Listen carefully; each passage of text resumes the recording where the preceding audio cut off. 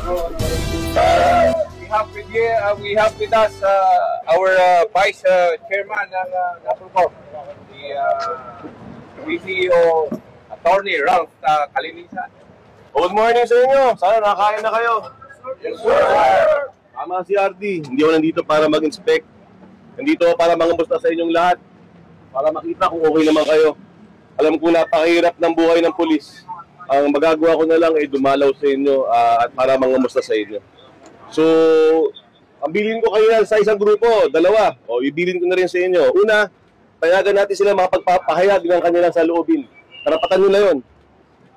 Yun ang nasa Constitution. Allow them to express what they need to express.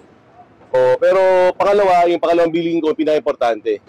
Ingatan nyo sila at ingatan nyo ang mga sarili ninyo. Kasi uuwi pa kayo sa pamilya nyo mamaya. Klaro yun ha? Uuwi pa kayo sa pamilya nyo mamaya, kaya ingat kayo dyan. Mula po dito sa lungsod ng Maynila, Ayala Bridge, at saka lang po ng aming Regional Director ng NCRPO, Police Major General Anthony Abrin, at aming Force Commander ng RMFB NCRPO, Police Colonel Celso M. Rodriguez. Ako po ang inyong Police News Network Correspondent, kasama ang buong pwersa ng Police News Network Correspondent, alagad ng batas, tagataguyod ng balitang pulis.